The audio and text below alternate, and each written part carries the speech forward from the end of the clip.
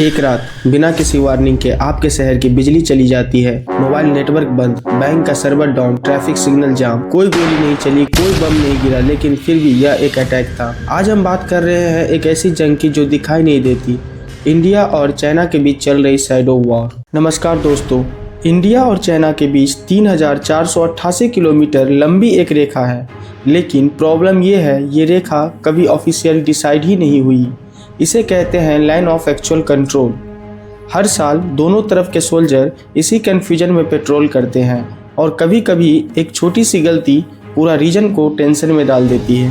पहले के ज़माने में जंग का मतलब होता था टैंक्स, मिसाइल और सोल्जर, लेकिन 21st सेंचुरी में जंग का मतलब बदल चुका है। शैडो वॉर का सिंपल मतलब है दुश्मन को कमज़ोर बनाना, बिना ऑफिशियली वार डिक्लेयर किए। चाइना ने तिब्बत के अंदर सालों पहले ही हाईवे, टनल्स और मिलिट्री एयरबेस बना लिए। स्ट्रैटेजी सिंपल थी, पहले पहुंचो, पहले कंट्रोल लो। इंडिया ने शुरुआत देर से की, लेकिन अब पेस बदल चुका है, क्योंकि बॉर्डर पर एक दिन का डिले कभी कभी सालों का नुकसान होता है। आज दुनिया का सबसे पावरफुल वेपन बंदूक नहीं, डाटा है। Power grid, railway station, hospitals, satellites, सब कुछ डिजिटल है, और जो डिजिटल है वह असुरक्षित भी है। इस जंग में सोल्जर यूनिफॉर्म नहीं पहनता, वह कीबोर्ड पकड़ता है।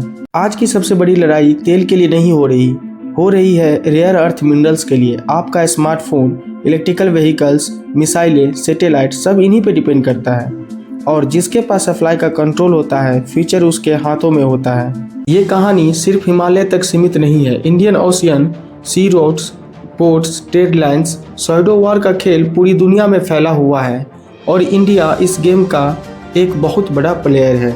इंडिया का अप्रोच क्लियर है, शांति भी चाहिए और तैयारी भी। Border infrastructure, space technology, digital security, ये रिएक्शन नहीं, लॉन्ग टर्म स्ट्रैटेजी है। शायद ये जंग कभी ऑफिशियली अनाउंस ना हो, लेकिन इसका असर आपके नौकरी, आपके फ़ोन, आपके फ्यूचर पर पड़ेगा। इसीलिए सवाल सिर्फ ये नहीं कि इंडिया और चाइना क्या कर रहे हैं, सवाल ये है क्या हम इस शैडो वॉर को समझ रहे हैं और क्या हम तैयार हैं।